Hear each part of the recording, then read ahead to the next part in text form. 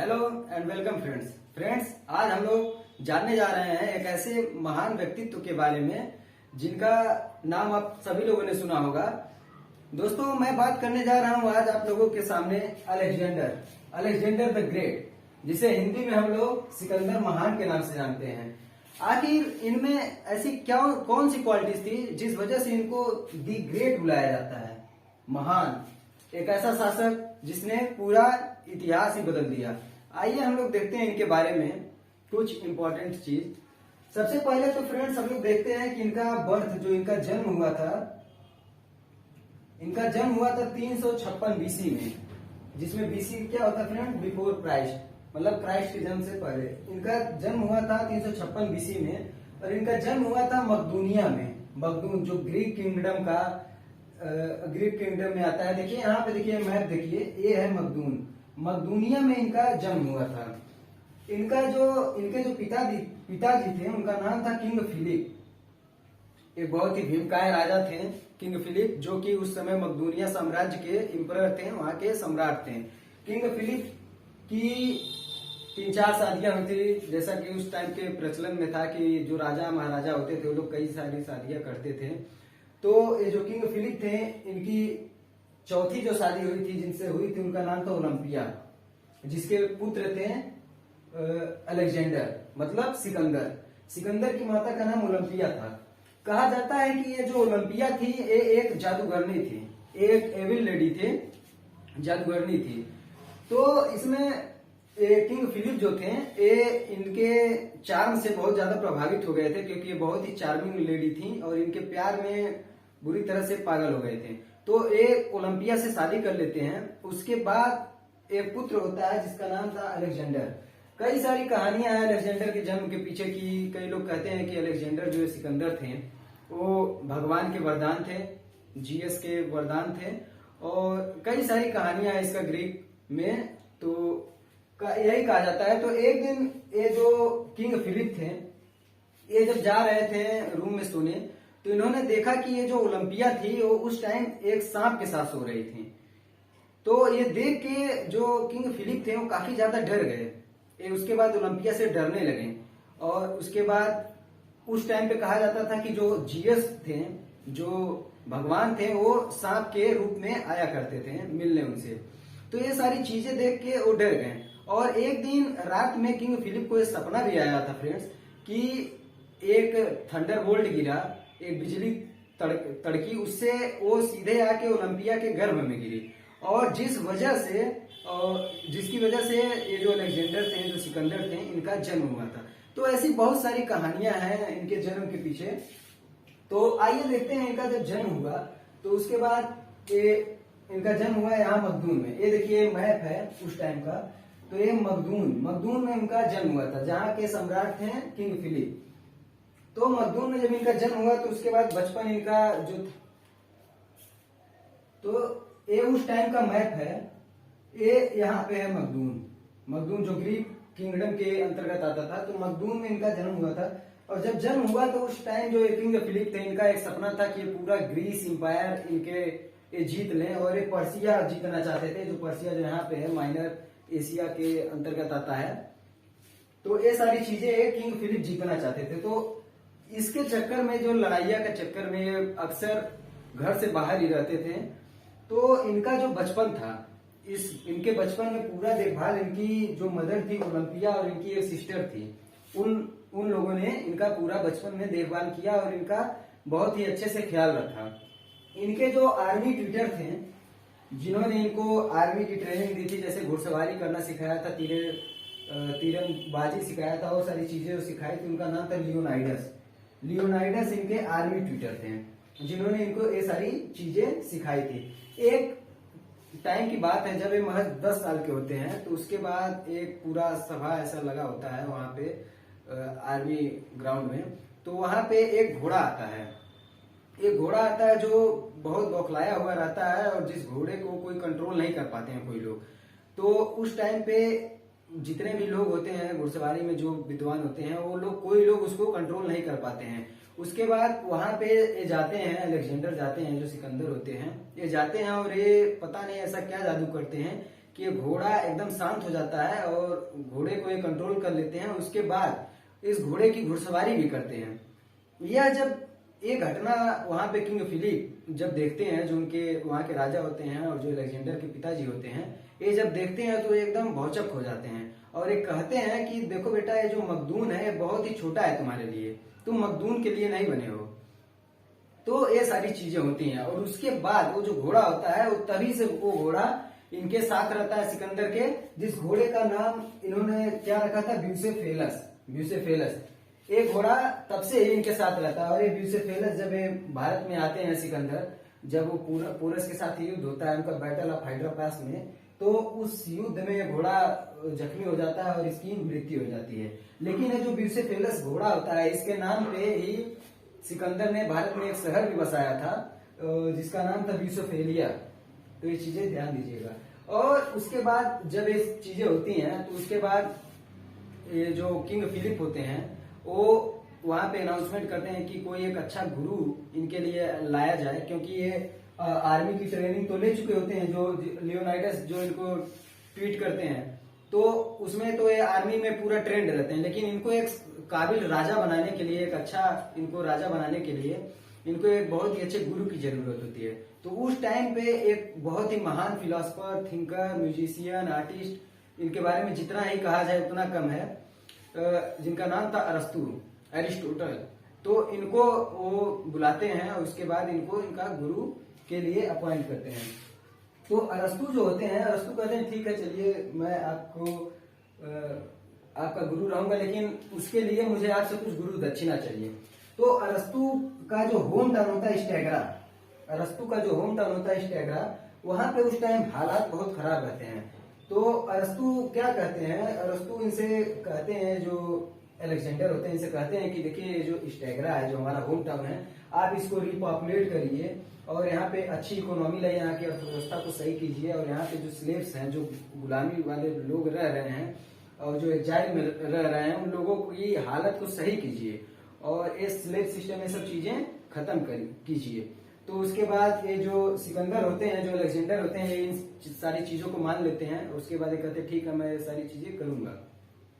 उसके बाद ये जो अरस्तु होते हैं, इनको के बाद जब ये सारी चीजें मान लेते हैं, उसके बाद ये जो अरस्तु होते हैं इनको लेके जाते हैं ट्रेनिंग के लिए।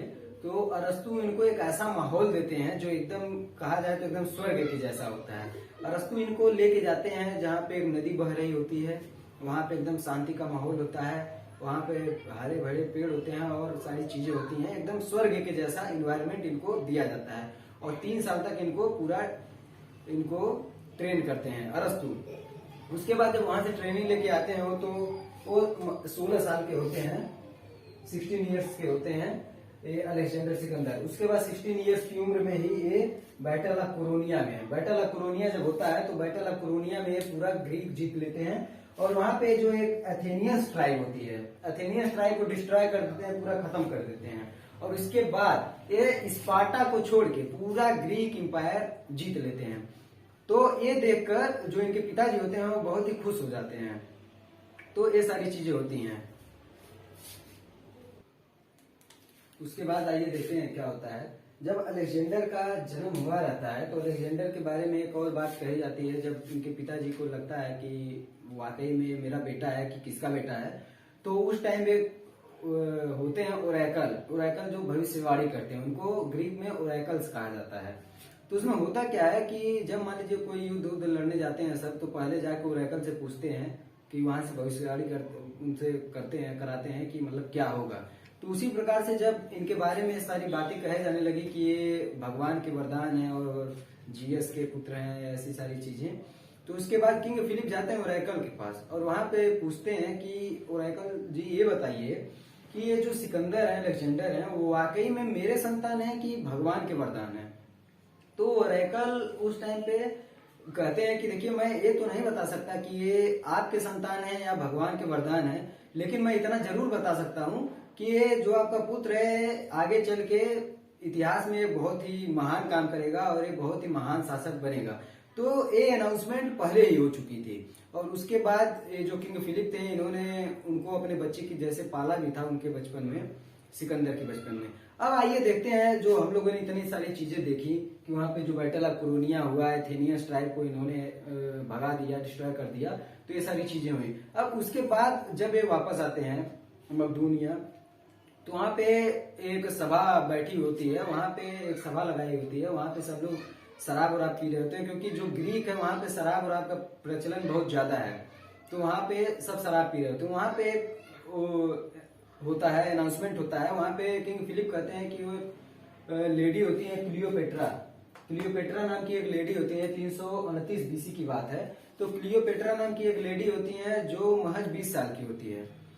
तो किंग फिलिप जो होते हैं वो अनाउंसमेंट करते हैं कि मैं क्लियोपेट्रा से शादी करने वाला हूँ। तो ये सुन के जो अलेक्जेंडर होते हैं वो तुरंत एकदम आग बबूला हो जाते हैं कि मतलब एक कौन सी, ये क्या बात हुई, अपने से आधी से कम उम्र की लड़की के साथ आप शादी करने जा रहे हैं। तो ये सुन के वो एकदम बौखला जाते हैं। उसके बाद तो वहां पे एक अनाउंसमेंट होता है कि मैं शादी करने वाला हूँ क्योंकि मुझे एक पुत्र चाहिए, क्योंकि कुछ टाइम के बाद वो डरने लगे थे किंग फिलिप इनको, इनकी ताकत को देख के। वो नहीं चाहते थे कि बीच में, कि वो नहीं चाहते थे कि ये जो अलेक्जेंडर हैं ये राजगद्दी पे बैठे हैं, ये अगले सम्राट, उनके बाद सम्राट ये बने, क्योंकि वो जो एविल लेडी थी, ओलंपिया थी, वो उनसे बहुत ज्यादा डरने लगे थे। तो ये सारी चीजें हुई। उसके बाद जैसे ही अनाउंसमेंट होता है कि मुझे एक संतान चाहिए इसलिए मैं इससे शादी कर रहा हूँ, तो ये सुन के एकदम पागल हो जाते हैं कि मतलब ये क्या बात हुई, मैं भी तो आपका संतान हूँ। तो ये सारी चीजें सुन के वो तुरंत अपना तलवार निकाल लेते हैं अलेक्जेंडर, और उसके बाद जो किंग फिलिप होते हैं वो भी अपनी तलवार निकाल लेते हैं।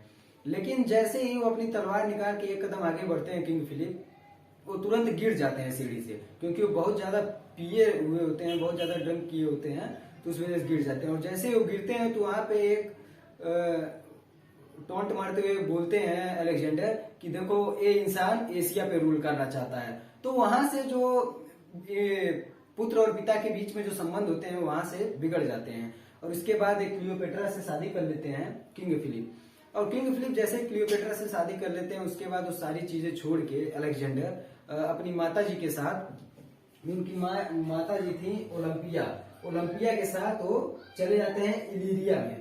इलीरिया जो वो पहले ही हरा चुके होते हैं, इलीरिया को भी जीत चुके होते हैं किंग फिलिप अलेक्जेंडर।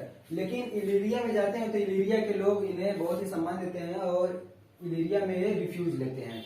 इलीरिया के लोगों ने इनको काफी अच्छे से, इलीरिया के लोग इन्हें ट्रीट करते हैं। लेकिन कुछ दिन के बाद जब ये जो किंग फिलिप होते हैं, जब इनको पता चलता है कि नहीं हमसे गलती हो गई, क्योंकि ये जो अलेक्जेंडर थे बहुत ही अच्छे वार जनरल थे, तो उनको जब लगता है कि नहीं अलेक्जेंडर के बिना हमारी आर्मी बहुत कमजोर है, ये सारी चीजें, तो उसके बाद किंग फिलिप फिर जाते हैं इलीरिया में अलेक्जेंडर के पास, और वहां पे जाकर उनसे माफी मांगते हैं और बोलते हैं कि नहीं तुम मेरे ही पुत्र हो और तुम वापस चलो। ये सारी चीजें वहां पे, ये सारी बातें होती हैं। उसके बाद क्या होता है कि अलेक्जेंडर किंग फिलिप के साथ वापस आ जाता है मकदूनिया में, मकदूनिया में वापस आ जाते हैं। उसके बाद एक कहानी घटती है कि एक बॉडीगार्ड होता है किंग फिलिप का, 336 बीसी में किंग फिलिप की मृत्यु हो जाती है। उसमें होता क्या है कि किंग फिलिप का एक बॉडीगार्ड होता है जिसका नाम होता है पॉसेनियस। पोसेनियस इनका बॉडीगार्ड था किंग फिलिप का। पोसेनियस का सब लोग बहुत मजाक उड़ा रहे थे, तो पोसेनियस कंप्लेन लेके जाता है किंग फिलिप के पास कि ऐसी ऐसी बातें हैं और मेरा मजाक उड़ाया जा रहा है। तो पोसेनियस की बातों को उतना अटेंशन नहीं देते हैं किंग फिलिप, और यह देख के जो किंग पोसेनियस होता है, जो बॉडीगार्ड होता है, ये गुस्सा हो जाता है कि मेरी बातों पे अटेंशन क्यों नहीं दे रहे हैं और मेरा कंप्लेन क्यों नहीं सुन रहे हैं। उसके बाद एक क्या करता है पोसेनियस जो होता है, ये तुरंत अपना एक चाकू निकालता है और तुरंत उनको मार देता है। उसके बाद किंग फिलिप वहां से भागने की भी कोशिश करते हैं, लेकिन सैनिक जो होते हैं, सैनिक पकड़ के उनको मार देते हैं। तो और कई सारी बातें हैं, कहा जाता है कि ये पूरी कॉन्स्पिरेसी, पूरा षड्यंत्र रचा था। जो ओलंपिया थी कि अलेक्जेंडर की जो माता जी थी, इन्होंने ये सारी कॉन्स्पिरेसी रची थी, क्योंकि वो चाहती थी कि हर हाल में जो उनका पुत्र है सिकंदर जो है वही वहां का शासक बने, वही वहां का एम्परर बने। तो ये सारी चीजें हुई। उसके बाद जैसे किंग फिलिप की मृत्यु हो जाती है, तो उसके बाद जो क्लियोपेट्रा होती है वो एक पुत्र को जन्म दी होती है, तो उसके पुत्र को भी मरवा देती हैं। उसके बाद ये सारी चीजें होने के बाद, उसके बाद कुछ दिन बाद क्लियोपेट्रा भी सुसाइड कर लेती है। तो यहाँ से जब ये सारी चीजें हो जाती है, तो यहाँ से उस टाइम पे ये जो अलेक्जेंडर होते हैं, इनकी उम्र सिर्फ 19 साल होती है, सिर्फ 19 साल का ये होते हैं। उसके बाद वहां का अब कोई सम्राट नहीं बचता है, तो ये वहां के सम्राट बन जाते हैं। तो वहां पे उस टाइम पे जो छोटे छोटे रूलर्स होते थे, जो जिनको हरा के ये पूरा ग्रीस जीता था इन्होंने, किंग फिलिप ने, वो सारे लोग उठने लगते हैं फिर से कि अब वहां पे कोई सम्राट नहीं, किंग फिलिप की मृत्यु हो गई है तो हम लोग भी आए सामने। लेकिन जैसे ये सारी चीजें होती हैं तो सिकंदर जो होते हैं वो उनको उठने का मौका भी नहीं देते हैं, और ये तुरंत बहुत ही कम समय में ही सबको हरा देते हैं और आर्मी भेज के सबको डिफीट कर देते हैं। तो उसके बाद ये पूरा जो ग्रीक एम्पायर होता है, पूरा ग्रीक एम्पायर जीत लेते हैं सिर्फ स्पार्टा को छोड़ के। और उसके बाद मकदूनिया का जो नॉर्थ वाला एरिया है, इधर भी अपनी पूरी आर्मी लगा देते हैं। उसके बाद ये सारी चीजें जीत लेते हैं और ये वहां के सम्राट बन जाते हैं। तो ये होता है वहां पे, और ये जैसे ही सम्राट बनते हैं तो यहाँ पे रुकते नहीं है, क्योंकि एक कहते हैं कि अब मैं एशिया की तरफ, एशिया माइनर की तरफ और पर्सिया की तरफ जाऊंगा, जो कि किंग फिलिप का भी सपना था कि ये पूरा एशिया माइनर और पर्सिया को कॉन्करर करें। तो और यही सपना इनका भी था, अलेक्जेंडर जो थे। तो ये इसको कॉन्करर करने के लिए वहां से आगे बढ़ते हैं। उस टाइम पे एक स्टेटमेंट देते हैं कि अगर मान लीजिए कोई सम्राट है और सारी चीजें हैं, इनके पास इतना सारा धन दौलत सब चीज था, ऐसा आराम था, ये चाहते तो आराम से अपना जीवन व्यतीत कर लेते थे, कर सकते थे। लेकिन सिकंदर ने क्या कहा कि मुझे ये दौलत, ये सारी चीजें नहीं चाहिए, मुझे सिर्फ ग्लोरी चाहिए, मुझे इतिहास में एक महान नाम चाहिए। तो इस एटीट्यूड के थे सिकंदर। सिकंदर यहाँ मखदूम से निकलते हैं, मखदूम से एशिया माइनर की तरफ बढ़ते हैं, एशिया माइनर और पर्सिया की तरफ। एशिया माइनर की तरफ जब आते हैं तो ये जो ग्रीक के जो छोटे छोटे राजा होते हैं, जो छोटे छोटे रीजनल लोग होते हैं, प्रांतीय शासक होते हैं, उनको हराते हुए सबको ये पूरा ग्रीक जीत लेते हैं। उसके बाद वहां से आते हैं एशिया माइनर की तरफ, इधर इधर से होते हुए ऐसे, देखिए यहाँ से ऐसे निकलते हैं, एशिया माइनर की तरफ होते हुए ऐसे ऐसे आते हैं। तो यहाँ पे ये पहुंचते हैं पर्सिया। पर्सिया में इनका कॉन्क्वेस्ट होता है। पर्सिया में वहां पे शासक होता है, जो पर्सिया का राजा होता है, रूलर, उसका नाम होता है दारियुस। दारियुस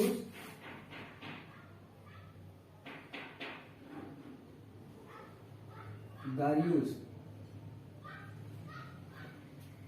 ये पर्सिया के शासक होते हैं उस टाइम पे। तो ये पर्सिया जाता है। उसके बाद वहां पे इसके लिए चैलेंज ये होता है कि ये बहुत ही बड़ी नदी होती है, तो ये नदी के उस पार वहां पे दारियुस की बहुत ही बड़ी आर्मी वहां पे खड़ी होती है। तो ये सिकंदर जाते हैं वहां पे। उसके बाद सिकंदर जब वो पार करते हैं तो इनके आर्मी के एक टुकड़े को वो लोग, जो दारियुस की आर्मी होती है, वो अटैक कर देती है। लेकिन सिकंदर क्या था कि इसकी जो आर्मी थी बहुत ही वेल ट्रेंड आर्मी लेके गया था, तो इसकी आर्मी भी बहुत अच्छी थी और एक बहुत ही अच्छा वार जनरल था, जिसकी वजह से क्या हुआ कि वो जो उसमें था उसमें दारियुस नहीं था। दारियुस वहां पे उस लड़ाई में नहीं आया था, दारियुस नहीं लीड कर रहा था।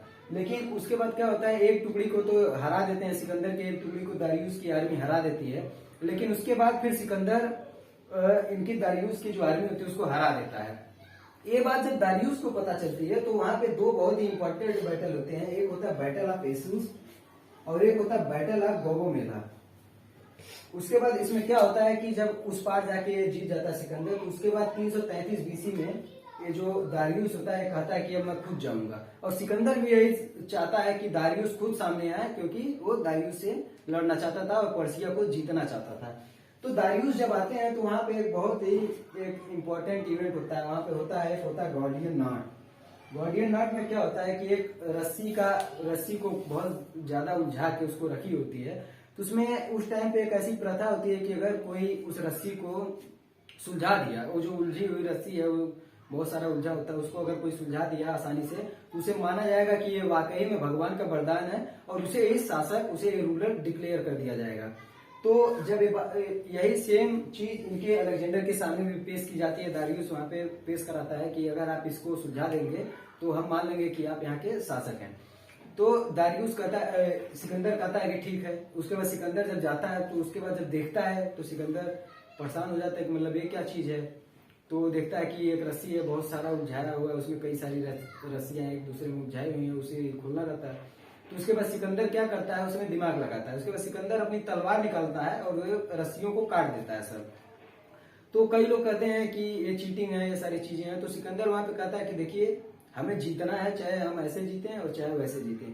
तो मतलब ऐसा रेबलिंग एटीट्यूड था सिकंदर का।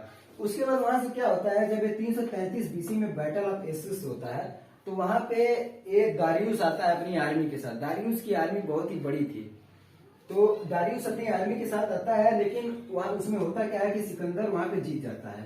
सिकंदर हरा देता है इसकी आर्मी को, क्योंकि सिकंदर की आर्मी जो थी वो बहुत ही ट्रेन थी, और सिकंदर की आर्मी में जो सबके पास हथियार थे वो भी बहुत ही अच्छे थे, बड़े बड़े भाले का इस्तेमाल ये लोग करते थे।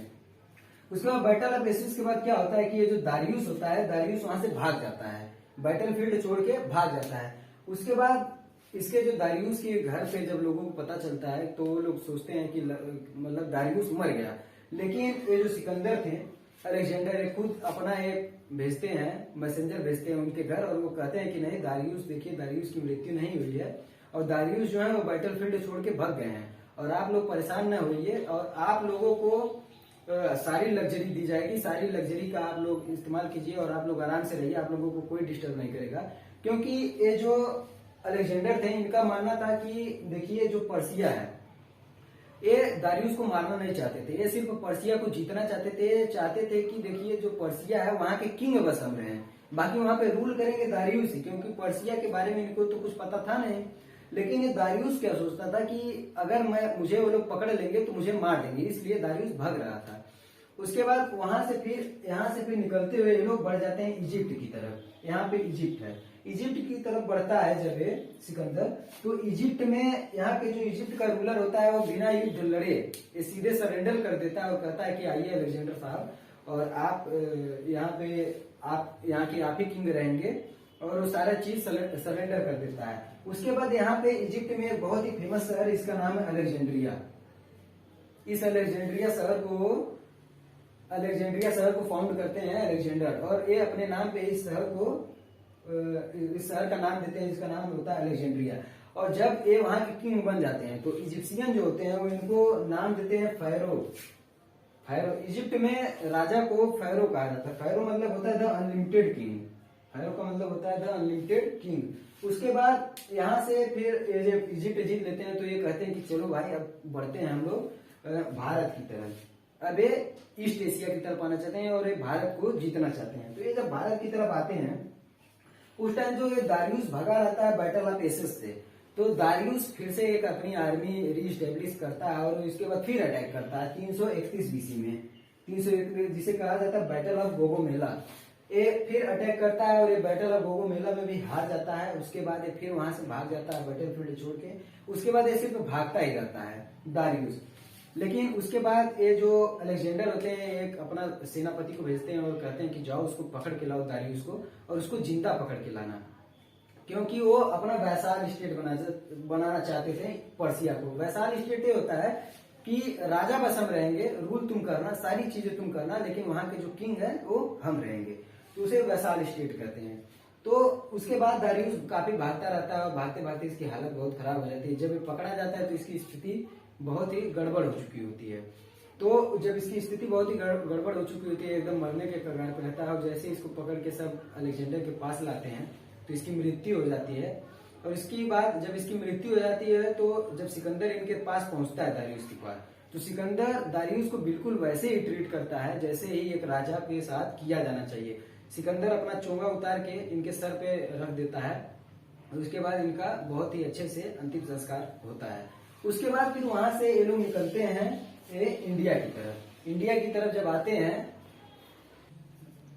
आइए अब हम लोग देखते हैं कि ये जो सिकंदर है जब यहाँ इजिप्ट के बाद और ये जब यहाँ पे लड़ लेते हैं गोगोमेला के बैटल में, और उसके बाद जब वहां पे दारियुस मर जाता है, उसके बाद हम लोग देखेंगे कि ये निकलते हैं भारत की तरफ। अब इनका नेक्स्ट टारगेट होता है इंडिया। इंडिया को ये जीतना चाहते हैं।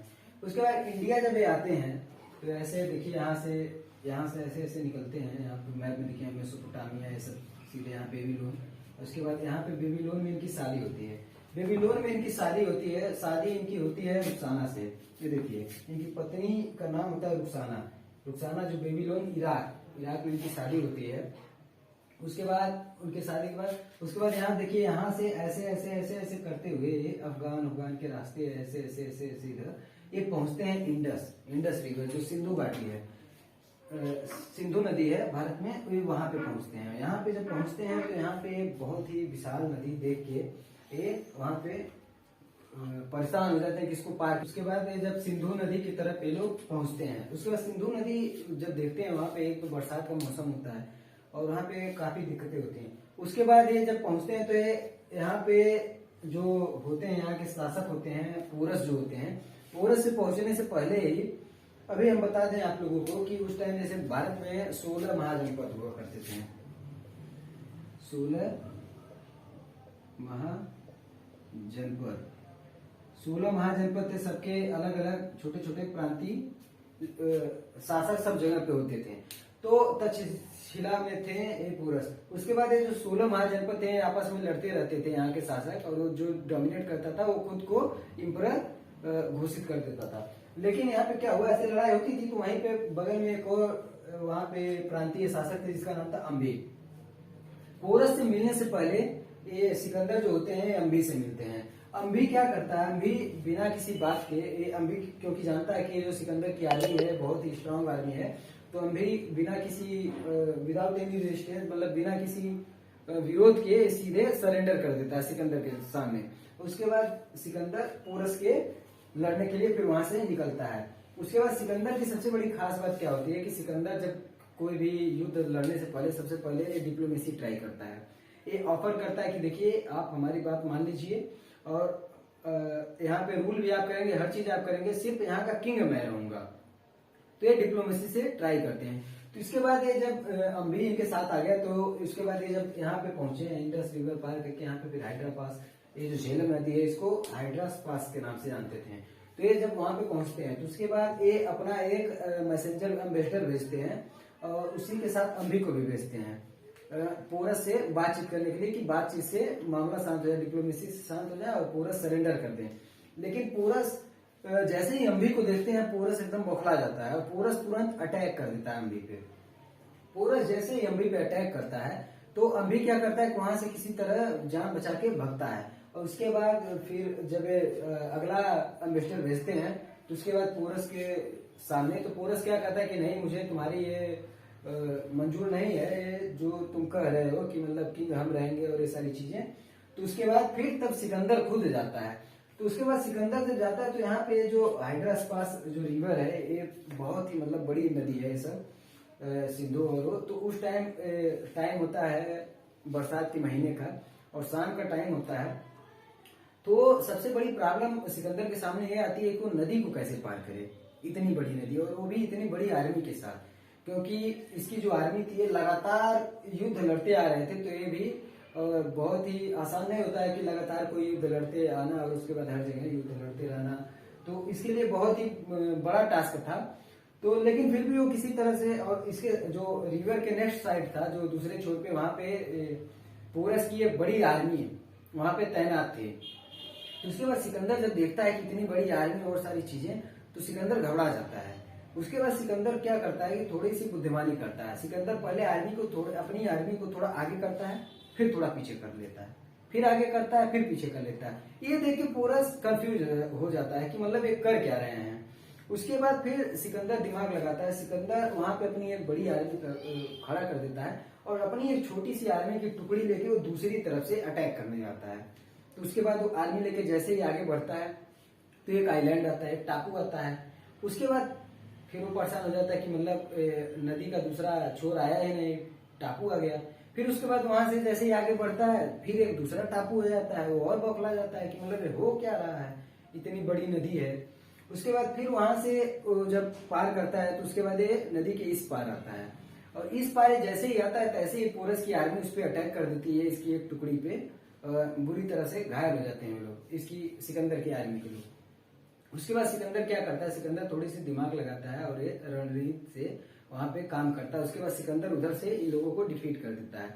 उसके बाद सिकंदर ऐसे ही करके छोटी छोटी टुकड़ी को इधर उधर करके ऐसे ही ये पूरा लड़ाई लड़ता है। उसके बाद सिकंदर के साथ एक ऐसी घटना होती है जिसे देख के सिकंदर के खुद हाथ पैर कांप उठते हैं। ऐसा सिकंदर एक ऐसा चीज देख लेता है जो वो अपने जीवन में आज तक कभी नहीं देखा था। सिकंदर वहां पे देखता है वार एलिफेंट।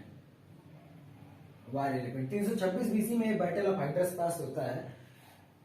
वार एलिफेंट देखता है और जो भी 200 से ज्यादा वार एलिफेंट पोरस की आर्मी में होते हैं। पोरस की आर्मी में 200 से ज्यादा वार एलिफेंट होते हैं, जो सिकंदर आज तक कभी नहीं देखा था। सिकंदर देखता है कि अरे ये कौन से दैत्य हैं, एक ऐसी मतलब चीजें हैं, मतलब वो पहली बार देखता है तो वो परेशान हो जाता है।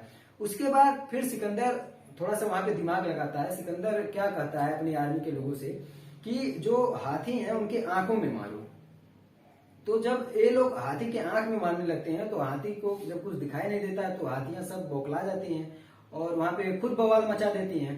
तो उससे क्या होता है कि जो पोरस की आर्मी थी उसे ही हाथियां मारने लगती हैं और जब उनके आंख में लग जाती है तीर तो वहां पे पूरा डिस्टर्ब हो जाता है सब कुछ और उन्हीं लोगों को वो परेशान करने लगती हैं। उसके बाद क्या होता है कि ये सिकंदर ऐसे धीरे धीरे रणनीति से पूरा वहां पे युद्ध ये जीत जाता है। उसके बाद लेकिन एक बहुत ही ज्यादा प्रभावित होता है पोरस से। पोरस जो कि एक बहुत ही महान व्यक्तित्व के भी आदमी थे, जो 6 फुट 2 इंच के थे। उसमें होता क्या है कि पोरस अंत तक एकदम बहादुरी से लड़ते हैं, जिसे देख के सिकंदर बहुत ज्यादा प्रभावित हो जाता है उनसे। उसके बाद वो जो फेमस सीन एक होता है उसमें इतिहास में, उसमें देखेंगे कि जब सारी युद्ध जब समाप्त होता है उसके बाद अंत जब होता है तो वहां पे हर जगह खून और मांस के टुकड़े और अन्य सारी चीजें वहां पे होती हैं, जो जहां से बहुत ही गंदा स्मेल आता है। आधा लोग तो उसी से मर जाते हैं वहां पे। बहुत ही बुरा और बहुत ही भयानक सीन वहां पे क्रिएट हो जाता है, क्योंकि जब ये युद्ध होता है वो शाम का टाइम होता है। उस टाइम पे नदी एकदम उफान पे होती है और वहां पे नदी में तूफान भी आया होता है, तो बहुत ही डरावना सीन होता है वो। तो ये सारी चीजें देख के वहां पे सिकंदर एकदम व्याकुल हो जाता है कि मतलब ऐसा युद्ध उसने कभी नहीं लड़ा था अपने जीवन में। उसके बाद वो देखता है कि पोरस भी अंत तक उस युद्ध में पूरा डटा रहा। उसके बाद सिकंदर जब युद्ध जीत जाता है तो उसके बाद वो पोरस को बुलाता है और पोरस से कहता है कि बताइए आपके साथ क्या किया जाए। वो जो फेमस कन्वर्सेशन था उसमें पोरस जो होते हैं पोरस से क्या कहते हैं कि आप हमारे साथ बिल्कुल ऐसा ही व्यवहार कीजिए जैसा कि एक राजा के साथ करता है। ये बातें सुन के सिकंदर जो होते हैं वो बहुत ही ज्यादा प्रभावित हो जाते हैं पोरस से। और उसके बाद वो क्या कहते हैं कि पोरस को वहां का पूरा सौंप देते हैं और वहां पे सौंपने के बाद वो रिटर्न चले जाते हैं कि आप ही यहाँ के रूलर हैं और आप ही यहाँ पे रूल करेंगे। उसके बाद जो इनकी आर्मी थी वो लगातार बैटल लड़ते हुए वो भी काफी ज्यादा थक चुकी थी सिकंदर की आर्मी। तो वो भी कहती है कि नहीं अब वापस चलिए और आप बहुत ज्यादा जीत लिए हैं। तो सिकंदर कन्विंस हो जाते हैं। उसके बाद सिकंदर वहां से वापस जाने लगते हैं और वो पोरस से बहुत ज्यादा प्रभावित हो जाते हैं। उसके बाद जब सिकंदर वापस जाते हैं वहां से, वहां पे उस टाइम भारत में एक ट्राइब थी जिसे कहते हैं मल्ली ट्राइब। मल्ली ट्राइब्स क्या करती है, मल्ली ट्राइब एक छोटी सी ट्राइब थी। ये लोग अटैक कर देते हैं सिकंदर की आर्मी पे। और जब ये लोग सिकंदर की आर्मी पे अटैक करते हैं तो वहां पे एक बहुत ही फेमस वहां पे घटना घटती है। एक तीर जाके सिकंदर के सीने में लग जाती है और जैसे ही तीर जाके सिकंदर के सीने में लगती है तो सिकंदर घायल हो जाता है और सिकंदर गिर जाता है। और सिकंदर जब गिरता है तो ये देख के जो सिकंदर के आर्मी के लोग थे वो सोचने लगते हैं कि देखिए इसके भी सीने में तीर लगी है और ये भी दर्द से कहर रहा है और इसके भी सीने से खून निकल रहा है। तो जैसे कहा जाता था कि ये जो सिकंदर है ये भगवान के वरदान है। तो उन लोगों ने कहा, वो लोग वहां पे कहें कि अगर ये भगवान के वरदान है तो इनको क्यों दर्द हो रहा है और ये क्यों दर्द से कह रहे हैं। ये सारी चीजें वहां से बात ऐसे निकलने लगी। उसके बाद वहां से क्या होता है कि जो सिकंदर की आर्मी होती है उसमें इनके प्रति थोड़ा सा उन लोगों का सम्मान कम हो जाता है कि मतलब ये भी हम ही लोगों जैसे नॉर्मल इंसान है, कोई भगवान के वरदान नहीं है। ये सारी चीजें बातें होने लगती हैं। उसके बाद वहां से जब सिकंदर देखिए यहाँ से जब ऐसे ही यहाँ से लड़ते हुए यहाँ से जब ऐसे ही सिकंदर वापस आते हैं तो वापस आते वक्त यहाँ बेबीलोन में जब ये पहुंचते हैं तो इनकी यहाँ पे मृत्यु हो मृत्यु होती है। उस टाइम पे अभी देखिए 10 या 11 जून का टाइम होता है, इसमें कंफर्म नहीं है। कई बुक्स में अलग अलग लिखा हुआ है। तो इसमें 10 या 11 जून 323 बीसी में बेबीलोन जो कि इराक में पड़ता है, देखिए यहाँ पे मैप में यहाँ पे है बेबीलोन। यहाँ पे जब पहुंचते हैं तो इनकी मृत्यु हो जाती है और जब इनकी मृत्यु होती है तो उस टाइम इनकी जो एज होती है वो महज 32 साल के होते हैं। सोचिए इतनी कम उम्र में ये इतना सारा चीज जीत लेते हैं और 15 साल में लगातार इतने सारे बैटल जीतते हैं और इतनी छोटी उम्र में ही इतने महान आर्मी जनरल और सारी चीजें ये होते हैं और एक बहुत ही महान शासक भी होते हैं। तो ये सारी चीजें इतना अचीवमेंट इतनी कम उम्र में कर लेते हैं। और इसमें एक बहुत ही दुखद बात ये होती है कि ये वापस यहाँ पे मखदूम और ग्रीक पहुंच नहीं पाते हैं। अगर मान लीजिए वापस ग्रीक पहुंचते तो वहां पे इनका जो सम्मान होता है वो बहुत बड़ा होता है और इनका जो वहां पे चीजें होती हैं वो बहुत ही अच्छी होती है। लेकिन अब क्या किया जा सकता है, कहा जाता है कि इनकी जो मृत्यु हुई थी बेबीलोन में, वो इनकी मृत्यु कई लोग कहते हैं कि इनके कुछ आपसी लोग ही इन्हें मार डाले, और उसके बाद कई लोग कहते हैं कि इनकी जो मृत्यु हुई थी वो मलेरिया की वजह से हुई थी। तो ऐसी ऐसी कई कहानियां, इसमें कोई अभी मतलब क्लियर नहीं है कि क्या एक्चुअल रीजन था। तो यही सारी चीजें हैं और यही था इनके बारे में। तो आप लोगों ने देखा कि ये कितना ही महान व्यक्ति थे ये। तो धन्यवाद।